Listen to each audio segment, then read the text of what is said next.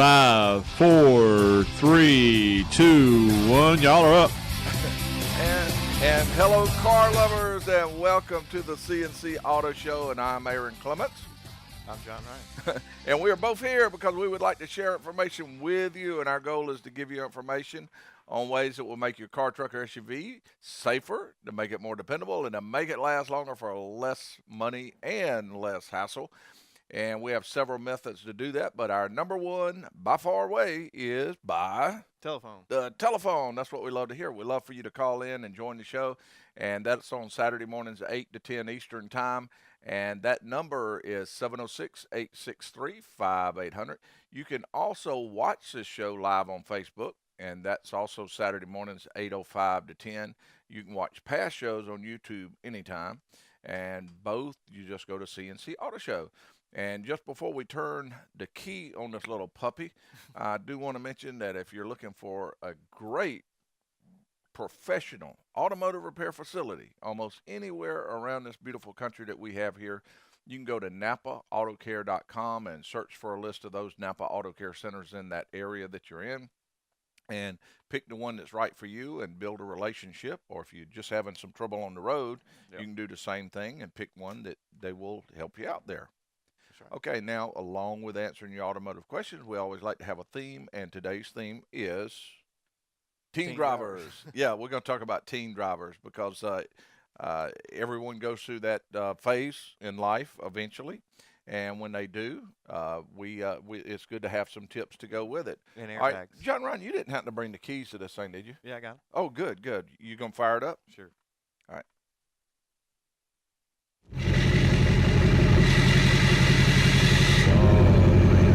That sounds really good. I think it fired up nicely. So does that mean that we are ready for a show? Yeah. Okay, now, one of the things we always do when we start out a show is we always like to have a tech tip quiz. And, of course, the quiz winner will receive a C&C Auto Show golf shirt. And it has the words, "I answered the tech tip quiz," embroidered under the C&C Auto Show logo. And this thing is like wearing a neon sign on your forehead that says, "I'm brilliant." It does. I mean, because when people see you wearing that shirt, that's just what they think. It's an automatic giveaway. It is, big time. All right, here's the question. I made a trip last week. Gas at most stations were a little over $2 a gallon. Because I was in a hurry, I paid $8.99 a gallon. Jeez. Why did I have to pay so much more just because I was in a hurry? Wow. True story. True story. I have to think about that one. Yeah, absolutely true story. So if you know the answer to that, give us a call. And John Ryan, how'd your week go? That went pretty good. It was pretty fast-paced. Fixed a lot of cars. Everything went pretty good. Yeah, I think a lot of people this time of year are getting their car ready for the winter time or the colder weather. And, of course, they want to look at a lot of things. We hearing a lot of people mention wiper blades. Right. A lot of people come in and ask for the condition of their coolant. Yep, no doubt. That's the number one thing people ask about. Or I should say antifreeze. That's what most people know will about. my coolant or antifreeze, will it be okay for the winter months or the cold winter months? And we want to mention, everyone, when you're having your antifreeze checked, you don't want to just check it to make sure you have protection for what you are in the area, but just think about it. If you're going snow skiing somewhere where it's going to be much colder, right, or going some place to do anything where it's so much colder, you want to make sure you have protection for where you're going. Yeah. And there's a lot more to it than just it being full, isn't there? Yeah, it is. And this time, you want your corrosion resistance in there. Additives, they deplete over time. They do, yeah. And also this time of year, you want your tires to be in good shape because the roads a lot of times will be wetter. You'll be driving more darkness. Definitely don't want a flat tire. Is wetter a word? Is wetter a word?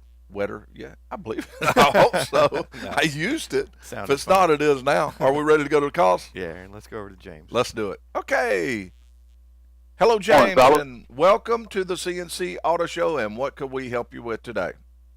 Morning, gentlemen. Hope y'all are doing well this morning. Doing very well. I just was going to take a shot at the tech tip. All right, we're going to put you up on stage and let you take a shot at it. Here we go. Okay, you are on stage, and we are ready for your answer to the tech tip quiz.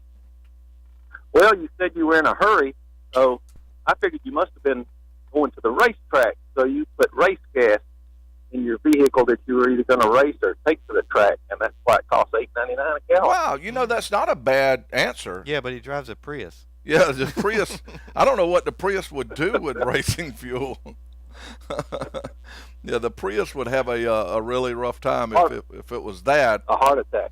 Well, and I'm assuming that's what I was driving, but I can't say. But no, that's a good answer, but it's not the right answer. Oh, well. Yeah. All right. But great try. Y'all have a good day. Oh, you have a fantastic day also.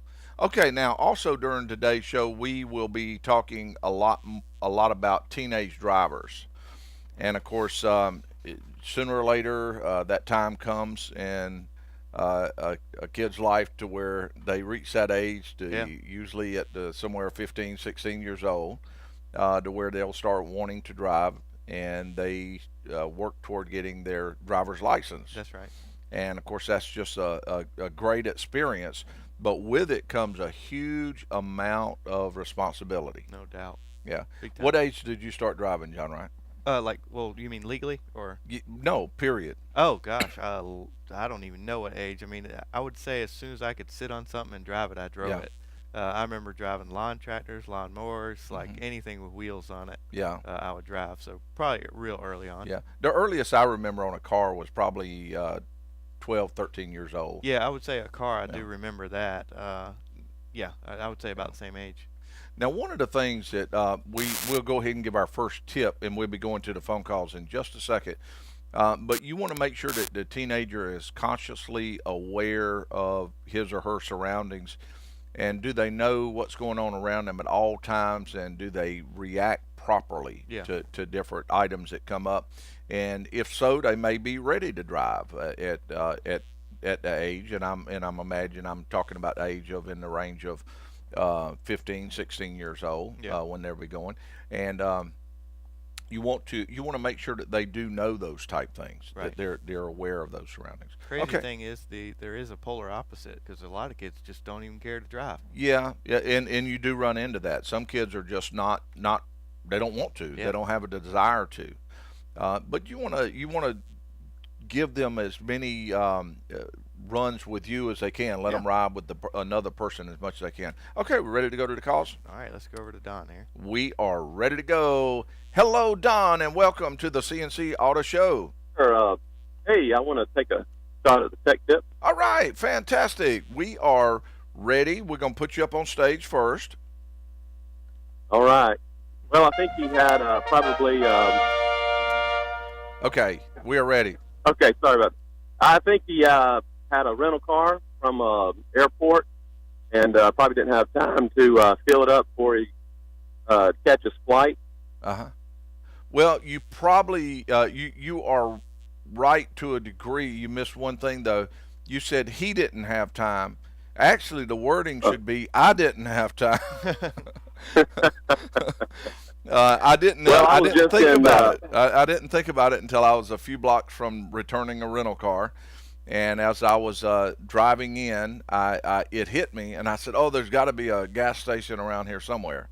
And no, I didn't see one anywhere. I think they purposely do not put fuel stations near rental car companies. Yep.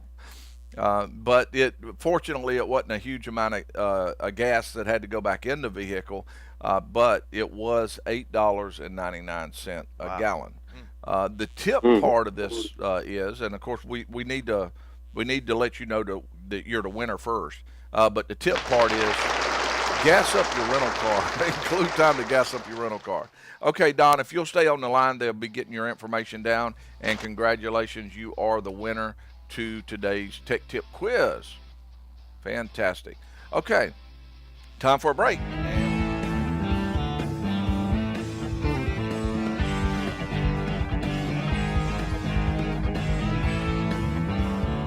Ryan Mooney. Y'all are up.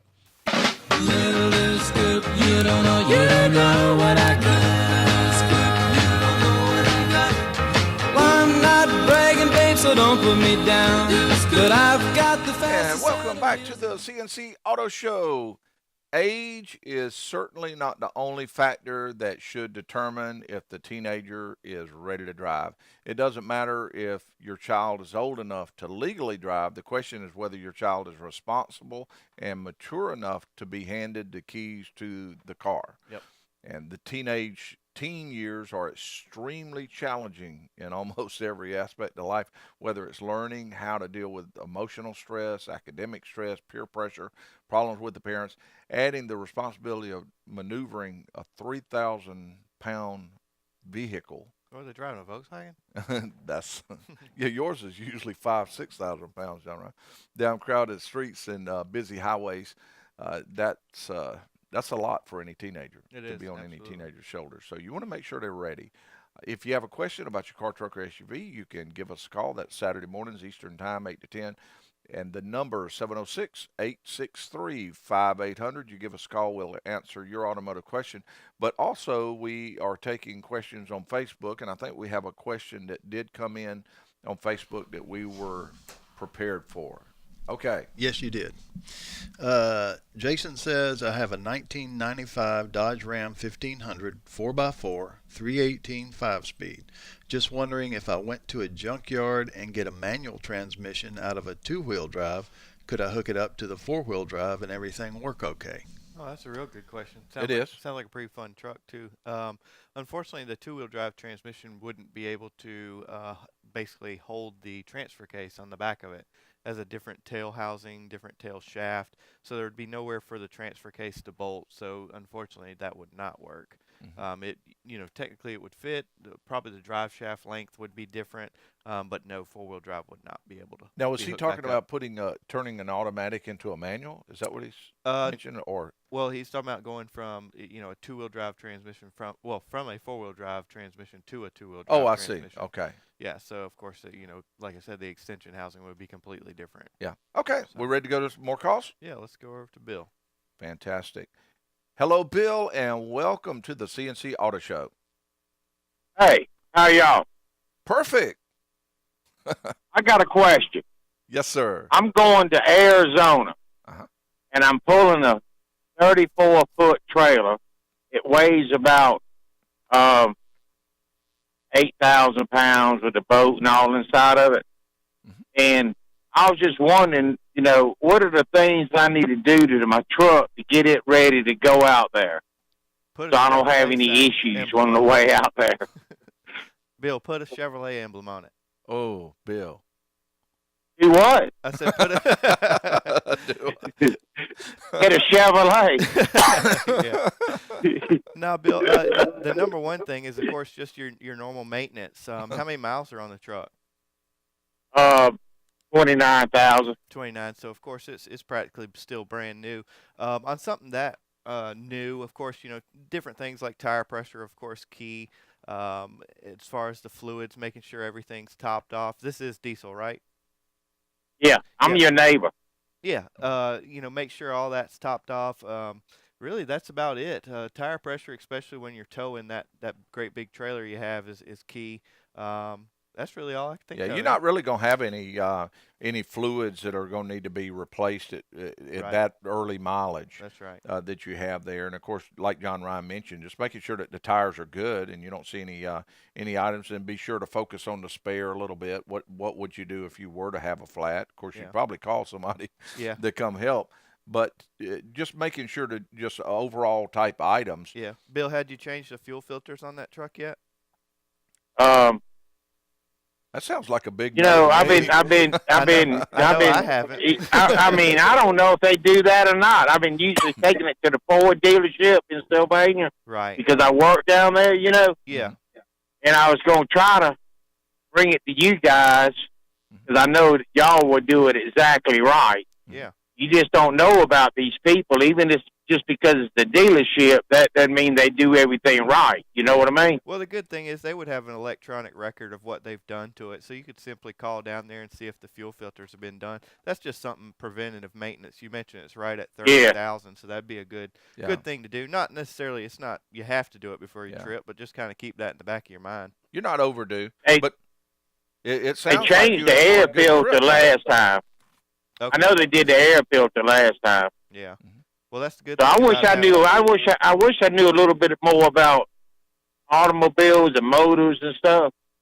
Well, I just don't all you believe have to know is the phone number to call, and give us a call on Saturday mornings, and that's all you need to know. From there, Yeah, we'll fix you right up. I enjoy hearing y'all though every Saturday morning. Well, So when I'm in town, I listen to you guys. All right. Well, I thank you. Thanks for the tip, but I appreciate it. Good luck in Arizona, Bill. All right. Thank you. See ya. all right, great question, Yeah, and very good and of course, a lot of trucks, if it would have had 50,000 miles, 60,000 miles, you could probably name a lot of transmission, other things that service, may the be whole coming 9 up, yards, but yeah. at that lower mileage, there's just not going to be a huge amount of things that are going to need to be done to that particular right, truck yeah. on there. It sounds like he's in for a good trip, Mhm. and I'm assuming that some of the things that a lot of people should look for if they are pulling one with a vehicle that may not necessarily be set up Yeah, for, like if he was pulling that 34-foot trailer with a Ford Ranger, Yeah. it'd be a totally different Yeah, there's a scenario. lot of things you have to look for. Is Like a the, tow Is truck. the transmission cooler set up to be able to handle the heat that the transmission is going to be taking on some vehicles? Right. On that one, it is Yeah, of course. already from the factory. Yeah. So that We were particular. talking about that the other day, you and I were, when we were looking under a truck. You remember the size of the cooler lines that Mhm. that Dodge Cummins had? Yeah. Huge cooler lines. So transmission coolers are a very good thing to have, especially when they, really remove that much heat Yeah. out of a transmission. And a lot of people wonder why some people recommend a transmission flush and some don't, and some recommend it at 30,000 miles, some at 50. That's because the frequency of changing the transmission fluid varies greatly on how hot the transmission yeah, fluid what you're doing gets. with that truck. And you could take the same vehicle and have, let's say, 30 or 40,000 miles, let's say just on a normal Chevrolet Silverado or something. Acadia or Silverado, something along those lines, and take the same truck, same transmission, everything all exactly the same, Right. and one may have transmission fluid that's discolored at 30,000 miles and one may not. Very true. It depends on how hot the fluid is getting during that driving. Kind of like the difference between a 16-year-old and a Yeah, 60-year-old. exactly. Okay, it's time for another break, and when we return, we'll get some more tips on teen drivers and answer automotive questions, and we will be right back just after this.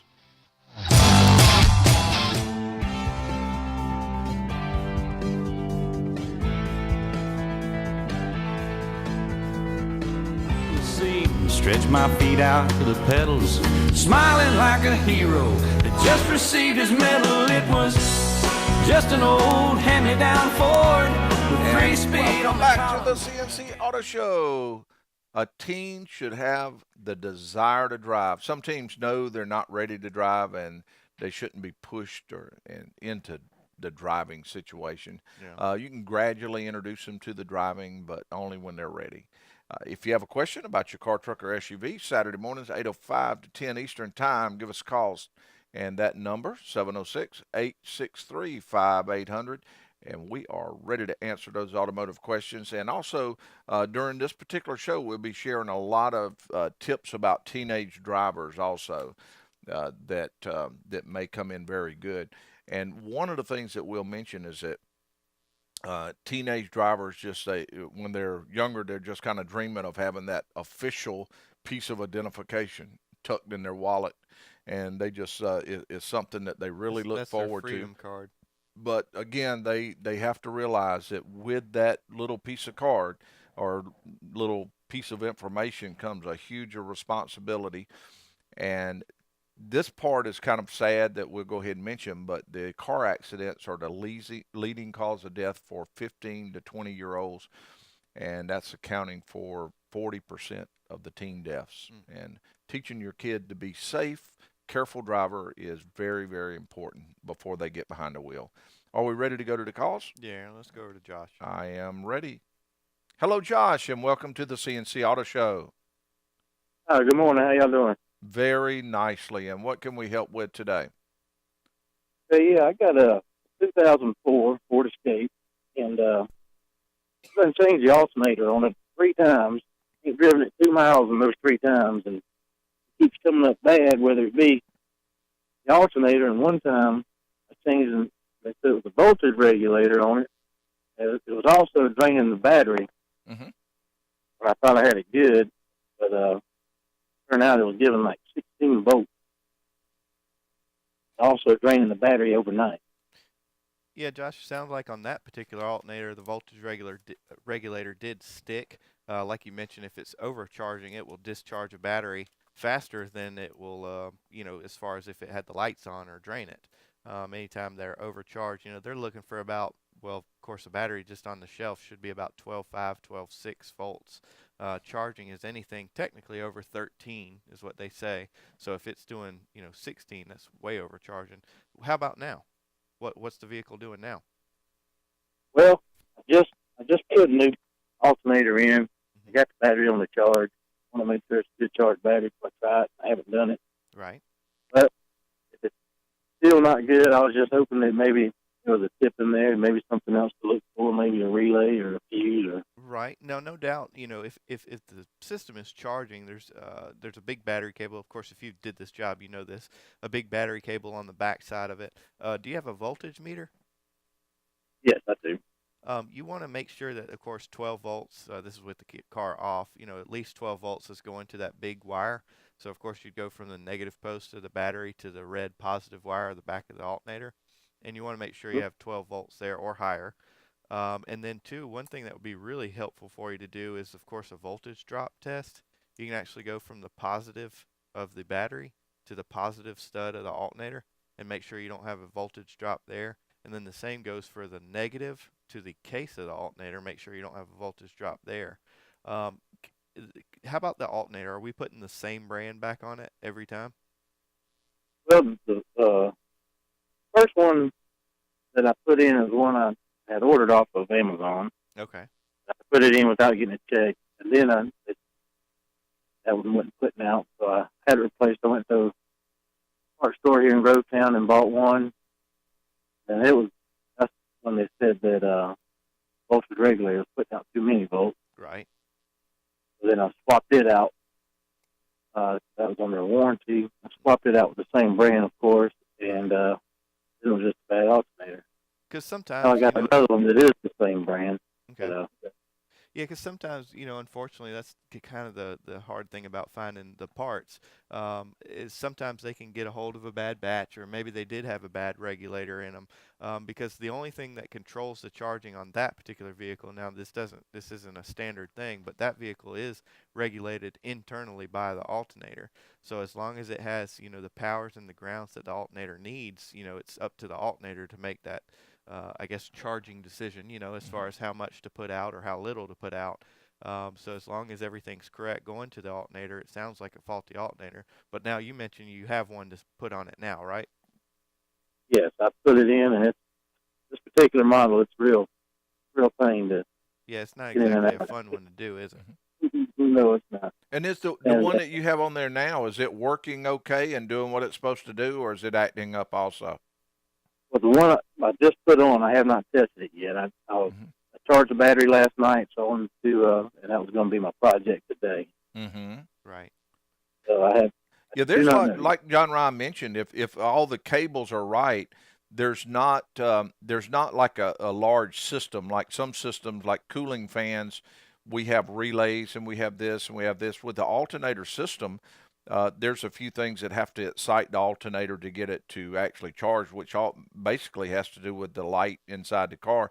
But if you're putting one on and it's working, either overcharging or burning out or things like that, it sounds like you may be getting into a just bad alternators. Yeah. More And that's than the reason likely. I asked about brand. You may consider switching brands. Yeah. No doubt there's probably a price difference, but unfortunately that may be what it takes to get the vehicle repaired correctly. Yeah, one thing that we say in the automotive field, new means new. It don't necessarily mean good. I think that stands for electric parts. too. Yeah, electrical parts also. Yeah. I got you. Well, the alternators I took back, they said the voltage regulator. I checked bad when they checked it while it was in the vehicle, Mm-hmm. and when I took it out and I brought it there to their testing station, it checked good. Mm-hmm. Yeah, just my personal opinion. I've never really been a big fan of those. I guess they would call them bench testing the alternators. I'm a big fan, of course, testing it in the vehicle simply because that's where it's going to be operating. Again, if the alternator has everything it needs as far as the power to grounds and, of course, a good battery on that system. Now, if this was a BMW, it's all electronically controlled. The ECM determines when it's going to charge and all that. But on this vehicle, the alternator does that job. So if it's overcharging or undercharging, it's definitely a faulty alternator. Mm-hmm. Okay. Awesome. Well, thanks, guys. I appreciate it. And all right, Josh, good luck with it. Well, we do appreciate you calling. And the number to call, 706-863-5800. If you have a question about your car, truck, or SUV, give us a call. That's 805 to 10 Saturday mornings Eastern time. Okay, stress plays the important the importance of wearing seatbelts sure. to the kids. And one of the things that's really important when you're talking to your kids about seatbelts is they are pretty much responsible for the people inside the car. Yeah. So it's good to stress to the teenage driver that you have to also be sure that everyone else inside the vehicle buckles up before they go. Deaths are up across the U.S. in a lot of in accidents. And a huge part of it has to do with people just plain and simple not putting on a seatbelt. Right. So you do want to stress that. And the other thing that you want to do is allow the kids to see you using your seatbelts. Right. Because they'll be watching what you do as you drive. And that's unfortunate on my part a lot of times because I have good driving habits, but I wouldn't classify them as Who great. told you good driving? They're good. They're just not classified as great driving habits. And a lot of times I try my very best to look out for that, though, as I'm driving and the kids are watching and seeing me drive, of course. I think the biggest thing with a new driver is the texting while driving. Just because, even myself driving around town and stuff like that, you look over it, and I say kids, really truthfully, it's all ages. I mean, just texting and driving. Not long ago, I was sitting in traffic, watched somebody text, hit the back of the car. I mean, right beside me. Just simple, a simple text message. It's just all it takes.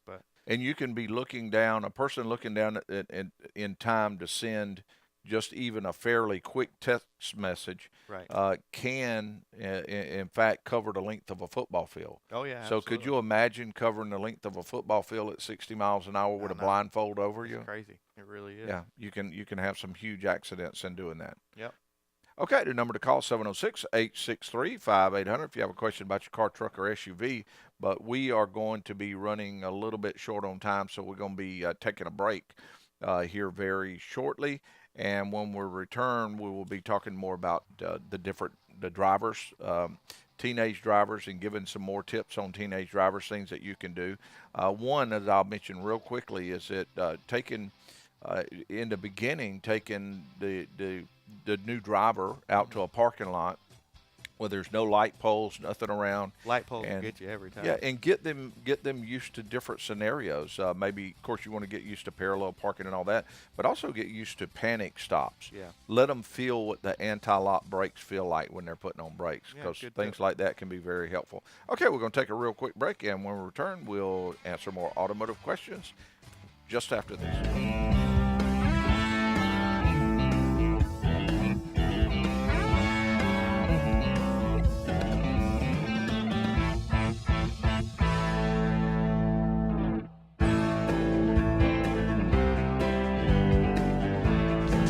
I've been driving all night, my hands wet on the wheel.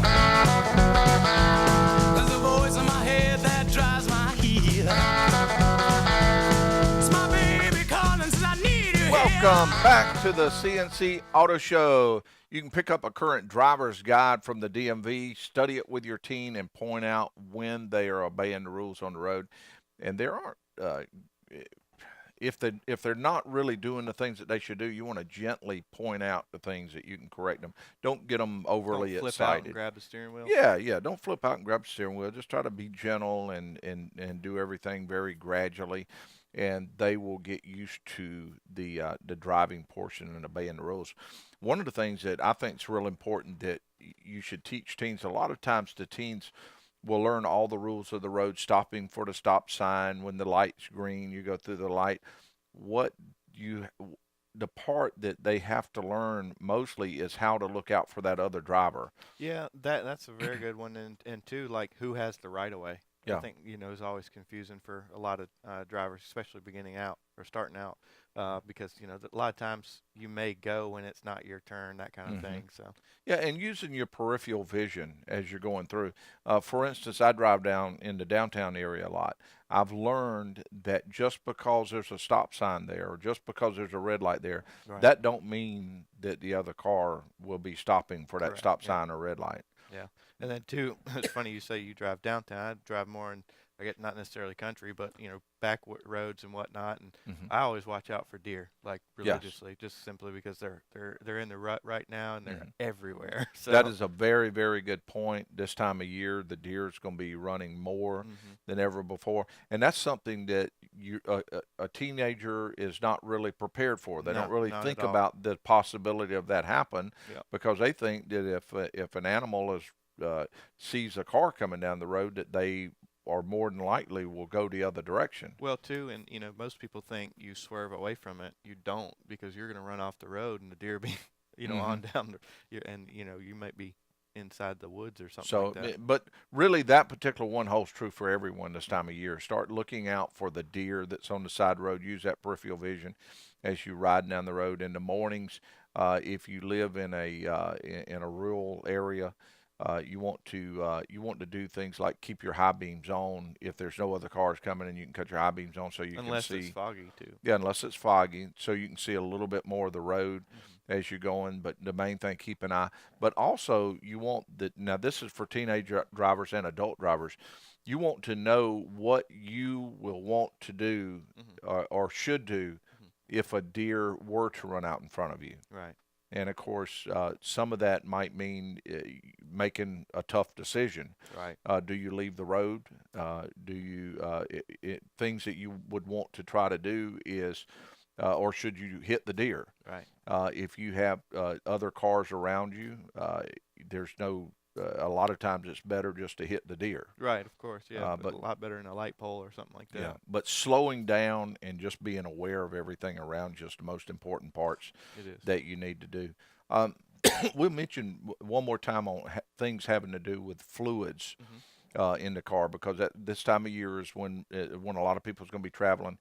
We do want to cover the different fluids. It's a good idea to have flush. And, of course, number one that we talked a little bit about was the transmission fluid. We did. Yeah. When transmission fluid gets hot, it loses its viscosity, it causes wear. You get metal particles in the fluid. Right. That acts like sandpaper inside the inside the transmission. Really take a transmission down quite quickly too. Yeah, and then you can have accelerated wear. Right. And it's just downhill from there.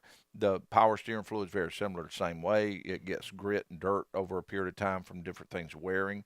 It can wear out your rack and pinion unit, so power steering fluid is very important. The fluid tends to lose its lubrication more the hotter the power steering gets. Right. So that's a big thing. But this time of year, of course, we talked about coolant.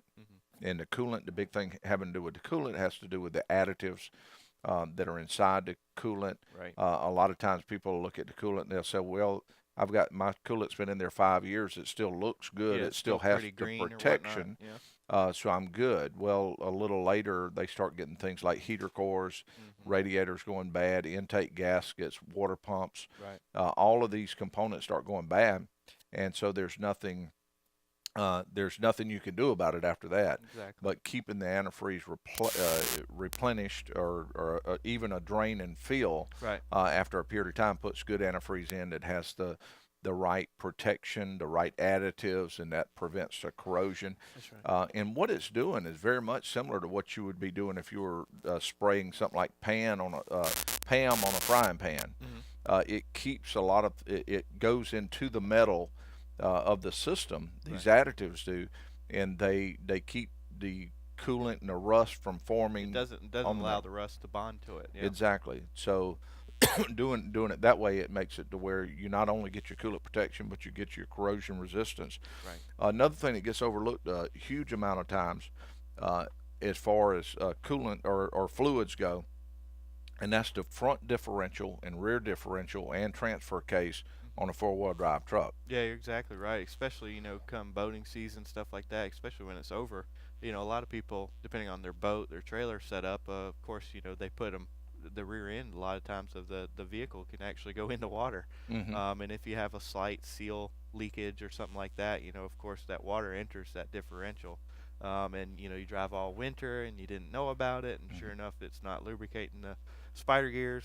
Some have differential, locking mechanisms, locker back there, and can really cause some damage for sure. And also, you have differential. A lot of times on some vehicles, it goes anywhere from 70, 90,000 miles to 100,000 miles, even if you're not pulling something. Right. And so it's just a long interval, and a lot of times people forget about that. And the next thing you know, you start having a little bearing noise in the rear end.